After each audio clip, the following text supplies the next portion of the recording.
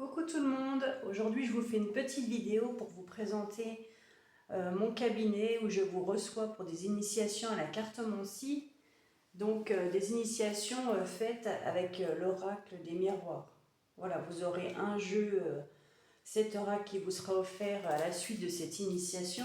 Je vous apprendrai à faire des tirages et à tirer les cartes avec ce jeu qui est assez simple pour les débutants.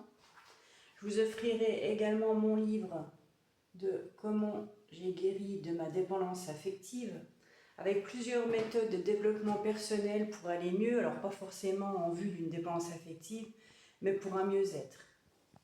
Donc lors de l'initiation à la cartomancie, on parlera aussi de l'ancrage et des méthodes de protection. Donc voici, il y a de la sauge, il y a de l'encens, des bâtons de Palo Santo. Enfin, en tout cas, on parlera pas mal de l'importance de l'ancrage et de la protection pour pouvoir tirer les cartes, pour ne pas tirer à soi du négatif et malgré tout avoir les pieds sur terre, même si tirer les cartes, on est un canal entre le monde de l'invisible et le monde des visibles. Hop. Alors, je voulais vous dire également que pour ma part, mon mode de fonctionnement, donc je suis cartomancienne voyante intuitive, c'est-à-dire que je n'ai pas la clairaudience, je n'entends pas des voix, je ne vois pas non plus des entités ou autres.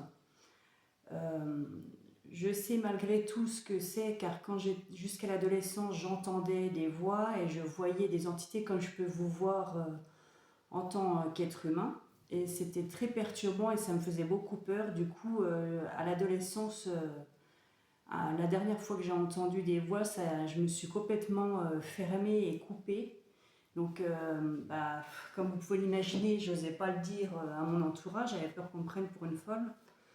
Et j'ai fait ces révélations sur le tard à ma maman. Et ma maman m'a dit, d'accord, je comprends mieux pourquoi tu avais peur souvent quand tu étais dans ta chambre étant petite. Et même après, jusqu'à l'adolescence, c'était assez compliqué. Donc aussi ce message pour vous dire que même si on n'a pas la clairaudience, qu'on n'a pas des messages qu'on n'entend pas ou qu'on n'a pas d'autres facultés extrasensorielles, donc moi je dis facultés extrasensorielles, mais c'est ce qu'on appelle des dons, mais pour moi c'est plus des facultés que des dons. Voilà.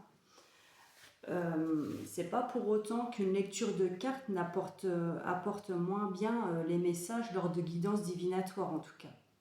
Parce que quand on a la clairaudience, qu'on entend des voix, des messages, il faut savoir aussi les interpréter, ce qui n'est pas toujours évident.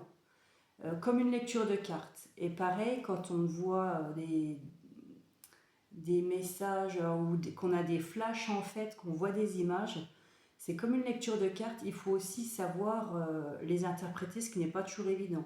Donc c'est pas parce que je n'ai plus la clairaudience et toutes ces facultés,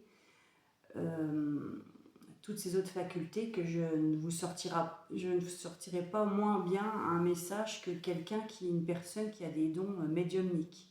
Après, tout est question de ressenti, d'intuition et d'interprétation. Voilà, par exemple, mon conjoint qui est magnétiseur, donc Stéphane Gâteau, que beaucoup de monde commence à connaître maintenant, lui, à force de magnétiser, il a des facultés qui touchent les 5 sens. Donc il a même les odeurs qui lui viennent lorsqu'il peut être en contact avec un consultant et le magnétiser. Par exemple, une odeur de madeleine, c'est déjà arrivé effectivement où c'était une personne proche de la personne qui cuisinait bien souvent des madeleines. Donc ça faisait vraiment écho, cette odeur de madeleine, à la personne qui venait consulter mon conjoint.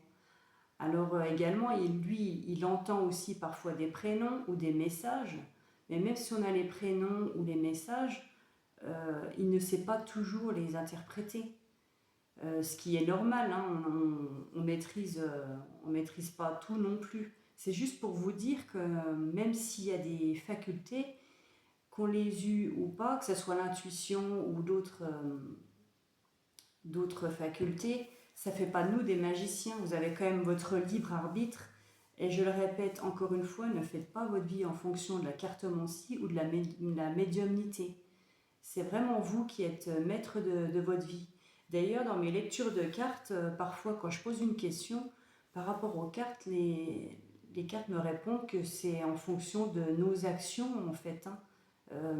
Une ligne de vie n'est pas figée.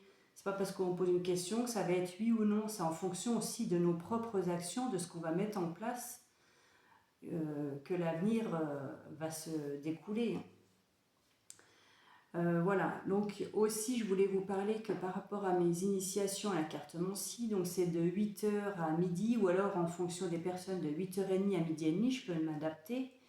Vous pouvez m'envoyer des messages sur Messenger pour me poser des questions par rapport aux conditions, pour vous apprendre la cartomancie et aussi les méthodes d'ancrage, les méthodes des nettoyages. On va aussi parler de la lithothérapie, de l'énergie des pierres et puis bien d'autres choses.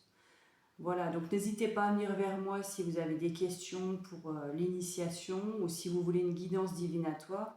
Donc sachez que je n'ai pas d'espace-temps, une guidance divinatoire auprès de moi, ça peut durer 1 heure, comme 2 heures, comme 2h20, comme c'est arrivé à ma dernière consultante. Voilà. Belle journée à tous, ciao ciao.